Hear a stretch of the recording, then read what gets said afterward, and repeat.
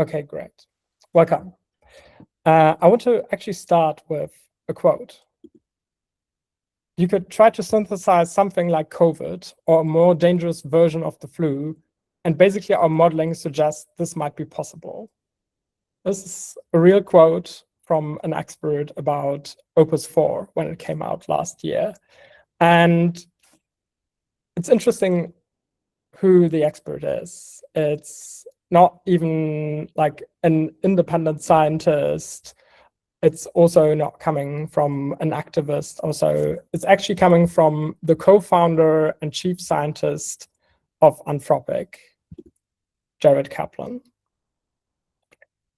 And if we sit with that, that was a year ago, basically one of the leaders in AI telling us like our technology might help people generating a pathogen that is as dangerous as COVID or bad, or even worse.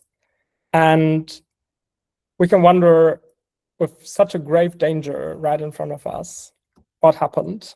Did the world freak out? Did it race to avert that danger? As I think many of you know, it didn't.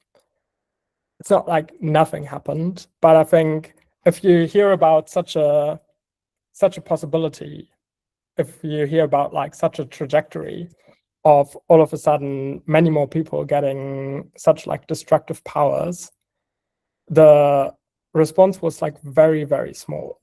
And I think that's a common problem that people who try to raise the alarm about like huge risks face.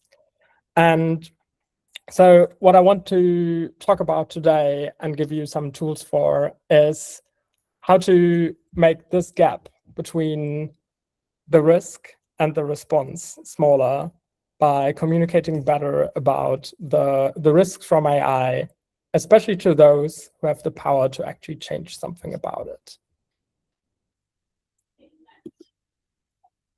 And I think what's really important to have in mind here is very often what is lacking is not evidence that there's a danger coming that would justify precaution.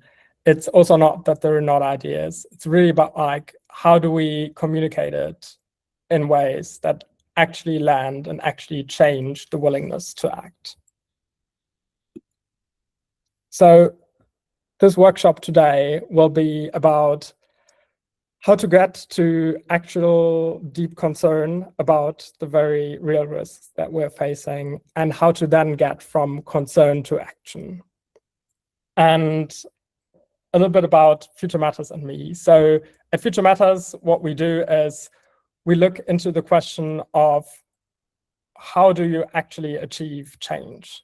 Like, what can we learn from people who have been successful in communicating important ideas, who have been good at finding the most important ideas, and who have found ways to actually put them into action. And so my background also comes from, in the past, having helped like lots of different people working with policymakers, having worked on climate, on AI, on biosecurity. And today I will share you a bit of like, what have we learned from different areas of research, from different practitioners and case studies to equip you and help you become better in communicating the risks from AI in ways that actually makes a difference. And I want to start this workshop about communications actually not with like what to say, but really with what I believe is the most important first question in thinking about communicating, and that is, who do you want to talk to, or like, who should you talk to? And I think that is often like really underappreciated because it seems like so obvious. You just like need to talk to the people in power, the government, whoever, the companies also. But I think if you really think about like, how can I have the highest chance of success? The path might be different. And there's one great story, like one case study that illustrates this. And this is the diagram, which will make sense in a minute. which is about a problem that environmental campaigners were facing for quite a long time. These were campaigners that were trying to fight loggers that were cutting down old growth forests. And so there were these like really, really old forests that were hard to regenerate, and they were cut down by logging companies. And so they tried to like raise the alarm about this campaign against the logging companies. And actually, for a long time, very little happened. There were kind of like protests against the logging companies, had like very little effect. And so in the late 1990s, campaigners at the Rainforest Action Network and Forest Ethics, they tried something different. They changed who they are targeting. And they didn't target the loggers, but the people who buy from them. They started with Home Depot, like one of these like big stores that was selling paper that was often made from also old growth forests. And it was the biggest wood buyer in the country. And Home Depot, in comparison to the loggers, was much more sensitive to what consumers thought about them. And through relentless public pressure, Home Depot eventually agreed to stop selling old growth or to stop buying old growth wood. And with that domino falling, also many other companies followed along. And within a few years, many of the major buyers had committed to drop endangered, like wood and paper from endangered forests. And I think this is like an interesting case of like a pretty large scale change in this instance of like company policies and of like an environmental outcome, which has like an important lesson. And that is sometimes you can't move the ultimate decision maker directly. In this case, you can't directly, through campaigning, stop the logging companies from cutting down these ancient forests, because they have like such a vital vested interest in keeping up whatever they're doing right now. This was essentially their business model. They depended on it. But you could find the decision makers that the logging companies depended upon, which were the buyers, the different companies. And through moving them, you could also change the practice of the loggers. And so often, especially if you feel like, we're like addressing an audience that might be very ignorant, or that might be even like actively opposed to what we're trying to achieve, we have to think about who do we need to communicate to, who are the people depending upon that we're trying to ultimately reach, and what kind of message would be one that could move them. In the case of these like big stable companies, it was their sensitivity to public perception. And I think that's like one really important thing. And then there's a second part, which is if you try to create change, there's windows of opportunity, which you probably have heard about, which is like when there's a sudden shock, Europe loses access to the most advanced model. There is all of a sudden a company saying their model might be able to generate a dangerous pathogen or so. Then you have like moments where there might be more appetite for change. And so finding the people to target and finding the right moment to do so and preparing it are the first two really important moves for becoming a more successful communicator of ARIS. So find the people who can actually move the ultimate decision maker and find the moment when they might be most willing to listen. And so with that, we can start like our own first round of like thinking and working on this. And for that, I want you to think about, I will also copy paste that in the chat. What's like a change you would want to achieve? And for that change, who's the ultimate decision maker? Who has the power to actually decide this? And then think about like, who do they depend upon? What are their pillars of support? And for those, how could you like plausibly reach them? And then last, like thinking about the change and the kind of decision maker and what they're like sensitive to, what's like an event or moment that could like plausibly happen in the next few months that would make them suddenly more movable, more interested to act. And with these 4 questions, I would invite you into one-on-one breakout rooms, and for like 3 to 4 minutes, like individually think about these 4 questions, and then briefly present them to the other person, and they might ask like a clarifying question or offer like some feedback also. So like the goal should be like on a very like shallow level, you come out with like an initial kind of like plan of action of like a change you want to achieve, an ultimate decision maker, who they depend upon, how you could like plausibly reach one of those people they depend upon, and a window, and that's maybe like the bonus here, and a window where they might be willing to listen, where they might be movable.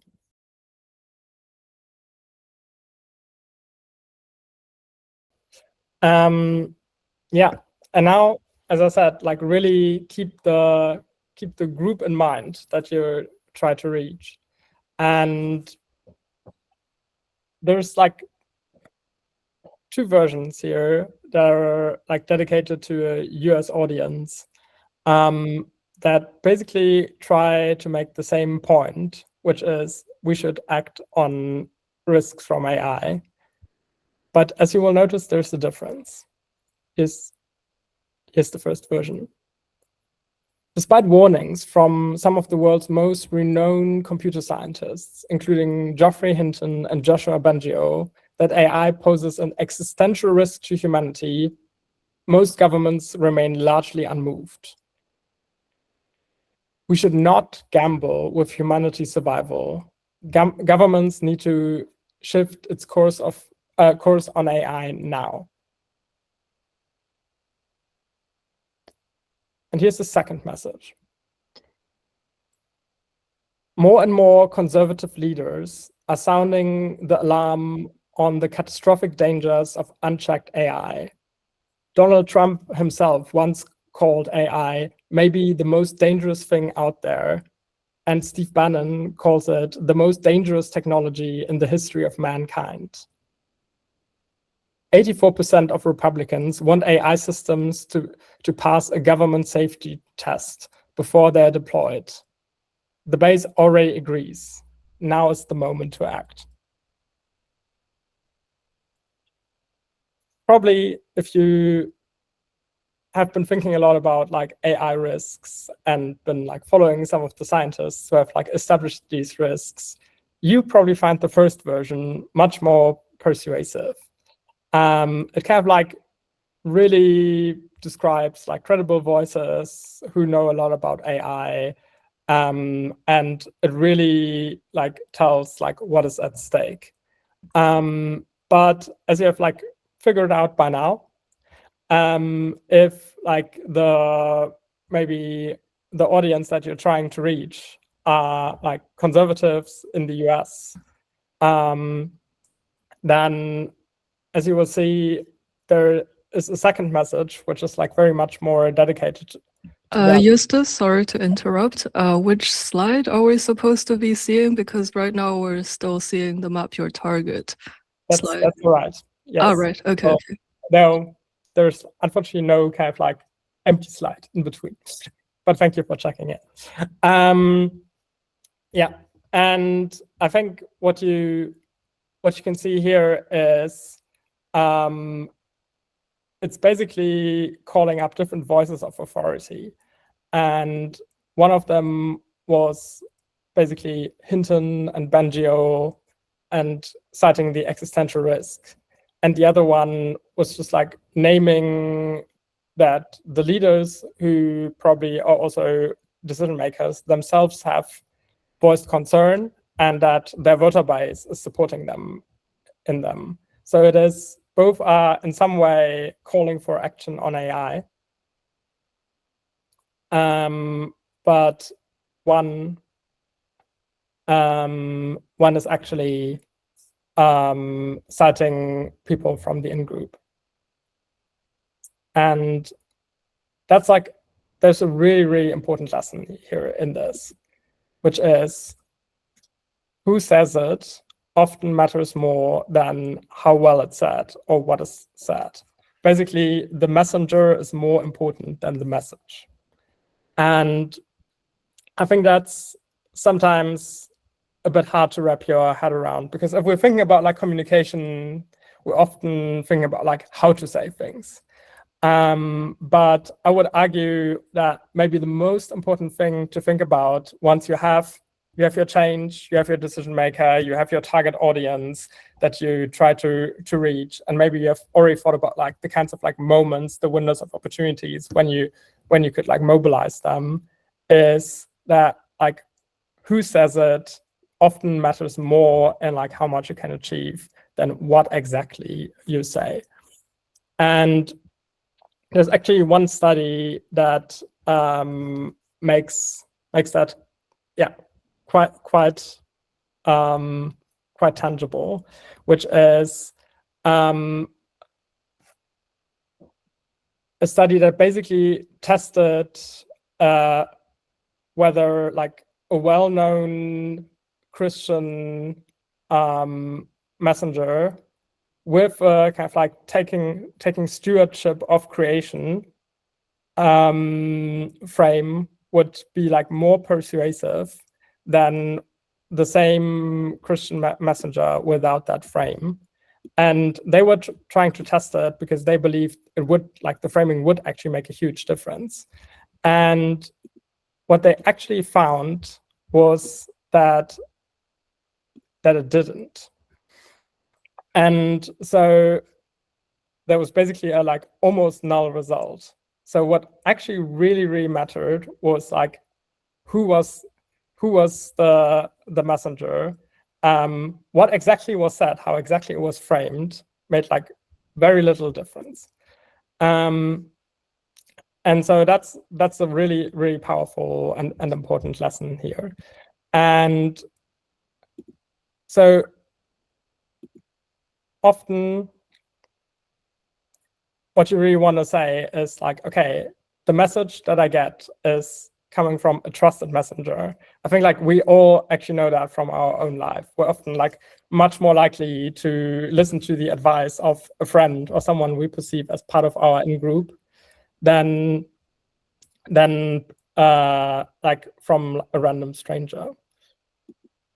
And so like find a messenger that also like fits the message is like another thing that's like really important to think about, like who's not only like part of the in-group but also credible to the in-group to speak about such things.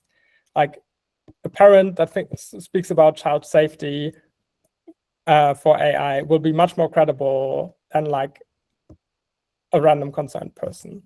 So, and so keeping that in mind, like that the messenger always like or often does more work than the message, there's like the important question of like who of like the audience that I'm trying to reach is already connected to me and is connected to that audience. And so one thing that I invite you to think about is whose credibility could carry my idea further than I can myself. Like what is the trusted voice that could like further push my idea?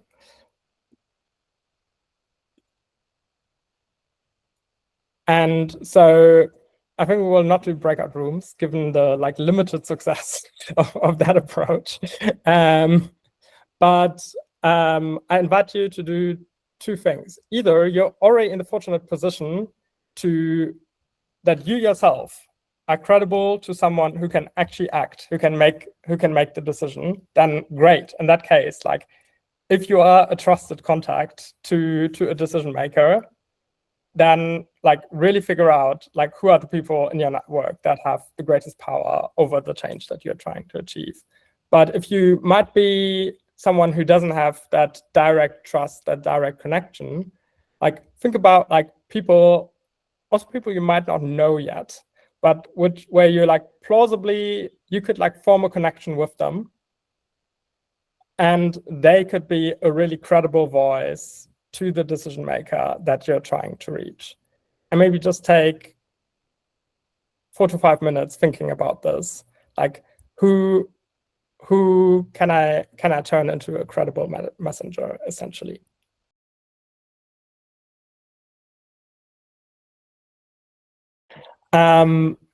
One story that I like to tell here from my work before Future Matters on climate was that I was working with the Association of Catholic Countryside Women on climate change, because they were a group that the decision makers that we tried to reach, conservative members of parliament, were well connected to, and they were a key voter group for them.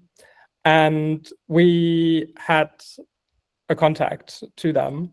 And so instead of like me or other like young climate concerned people going directly to the members of parliament, we worked with those often like elderly women from the Catholic or like from the Association for Catholic Countryside Women, for them to then directly speak with the members of parliament. And they were a much more credible messenger. They could say like, I've voted for you my entire life, essentially. You know, I'm really in general like loyal to you, but I'm like questioning that now because I'm getting increasingly scared of climate and what it means for my children or my grandchildren also. And so they were a messenger that those conservative members of parliament were much more responsive to. So the key insight here is like lending your voice to, lending your idea to a trusted voice. And there's another problem that we're often facing is, especially when we're talking about global catastrophic risks or like the possibility of loss of control and of like extinction in the worst case, it often gets some kind of like shrugging reaction also, which seems really insane in some way given the stakes, but actually makes sense given human psychology. Where like one repeated finding is that of psychic numbing.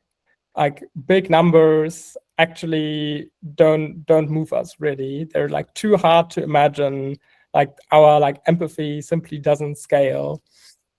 And so actually what we see, and I mean, we see that also in like news media and so on, is like individual concrete stories often move like the public a lot more than the possibility of like thousands of people dying.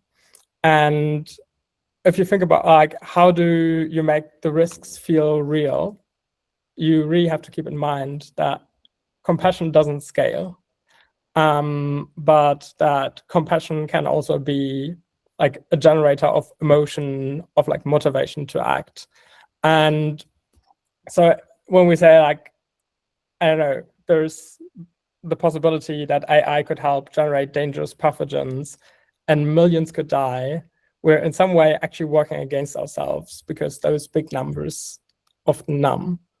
And a different problem that we often face is, and we have seen that again and again in like conversations with policymakers, that people say like, but we had like all these different developments and like nothing bad has happened so far. Like, so like it can't be that bad because like we're still not in a world of chaos. We're still not in a world of catastrophe. Wouldn't we see this? And I think there's like a really interesting finding also there from the research that actually like near misses. So when we have come like close to the edge, but then nothing bad happened, actually increase the sense of safety. They decrease our sense of risk. And that's why there's like a really important reframe here that you need to make. And that is the one of the road not taken. So if you retell like near misses, we almost got there, but nothing bad happened, as near catastrophes. If you basically create a vivid picture with like an identifiable victim also that tells you, here's where we got like really close. Fortunately, we managed, but here's the road not taken. What almost happened, like a big 0-day exploit in software that's running our critical infrastructure that someone else found first, documented, and then patched. But what would have happened if like an adversary found that first, like someone who wanted to do harm? And that can often really increase the sense of danger and of urgency. So maybe pick a real incident from like the last 18 months or 12 or 6 months. There's plenty of moments of like near misses. And maybe in like 2 to 3 sentences or 4 or 5, think about the road not taken. Like what could have happened if it wasn't a near miss, but if it actually had gone wrong. And if you want, share it here in the chat.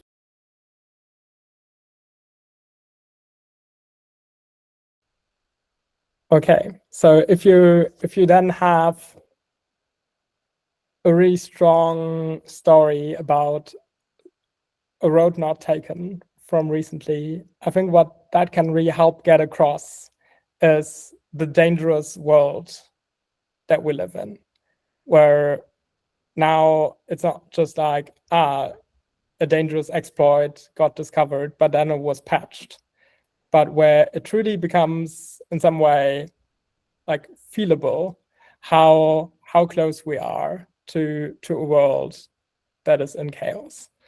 And where like even you could then be like, and here's what that would mean for you. Here's how your life would change or how it would be endangered.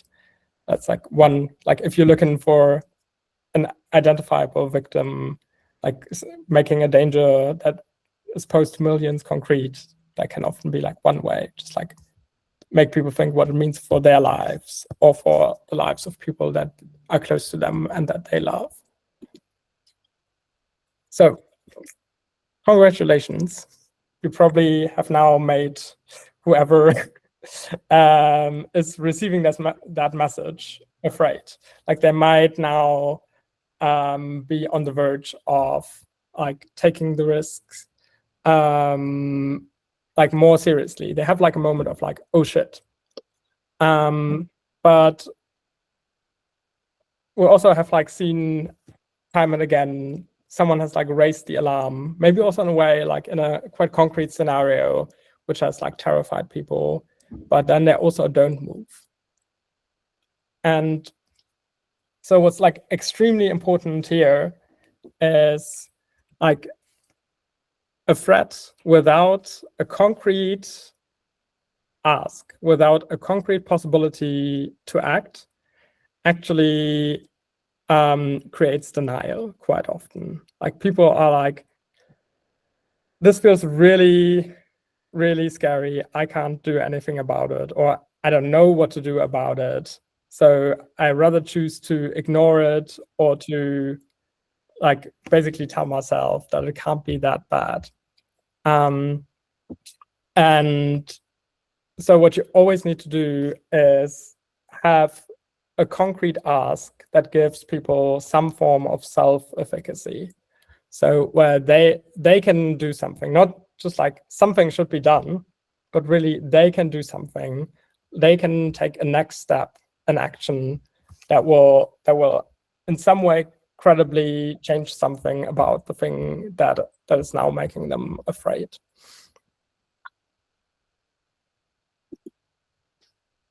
And so really the rule here is to never raise a fear without also handing a specific doable ask.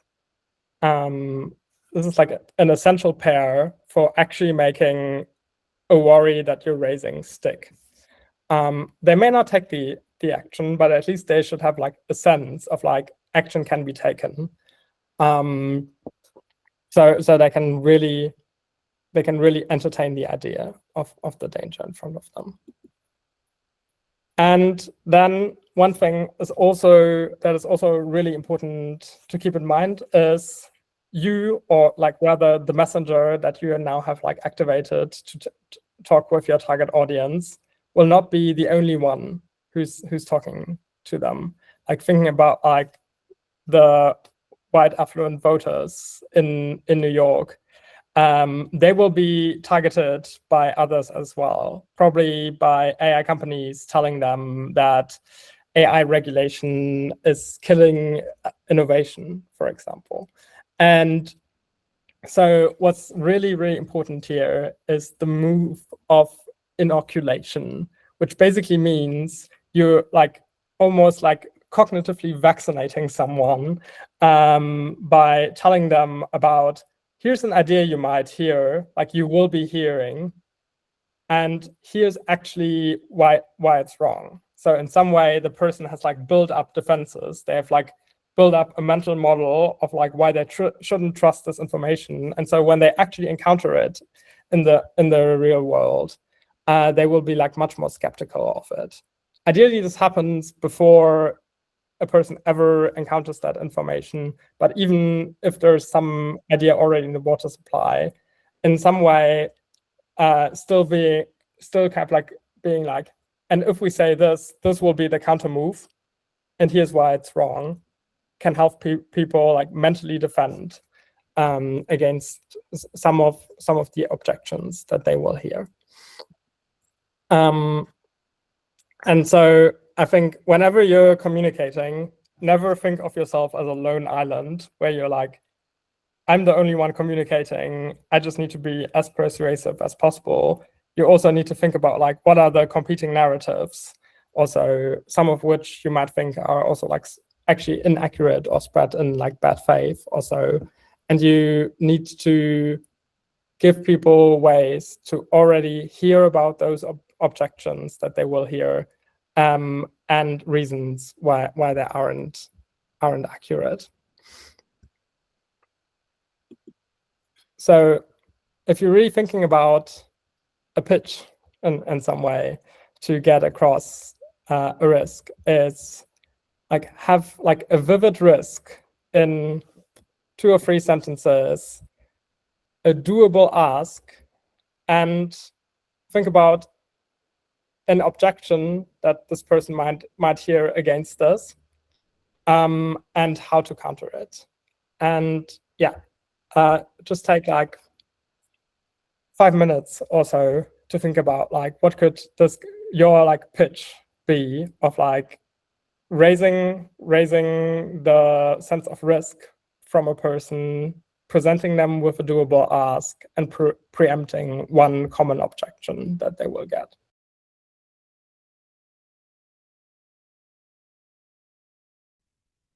And we're getting our first pitches.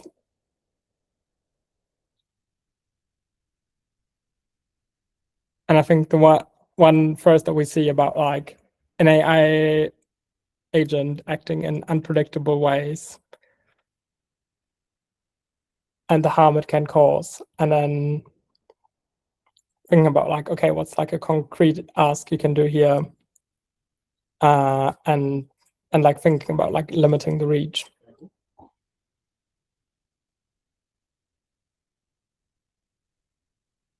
Yeah, and great. Also the second pitch, which is like really making a concrete ask that someone can take, which is writing an email to your politicians. And then even better, also offering the evidence for its effectiveness, which is I did it myself and I got a meeting with that politician. I think if you can also provide ways to show, your ask has actually been working, it's like a credible ask to actually make a difference, that can be especially great. And so you now have like various different building blocks here in mind. And what I would ask you to do is not just like walk away with this as like interesting ideas, but really thinking about like one specific conversation you could have in the next 30 days. Like speaking with someone you are in some way connected to or credible to, who either is a decision maker or who could be a trusted voice, that your idea, the change that you're trying to achieve, could like transmit that, where that trusted messenger could basically translate that message to the person that you're trying to reach. And think about a story that they would actually care about, which fits to the ask that you're trying to make, and that also has like a very clear, doable ask for the person that you're trying to reach. And really think about, what could this one conversation be that has a well-picked target change that you're trying to achieve. You have like thought about a decision maker you're trying to reach, who they depend upon, who would be a good messenger either to the decision maker if you think they can directly be moved, or to the person they depend upon, maybe a voter, for example, and who would be credible. And what's like one vivid story combined with a specific ask. And if you want to add a bonus, I like the objection they will face and how to counter that. And you have basically a communication plan for making a specific change to get to concern with someone who matters, and get to action. So one conversation the next 30 days. Who are you trying to target via which messenger? What's the doable ask and when? And you can take like up to 10 minutes or so. And if you have something to share already, like do share it in the chat.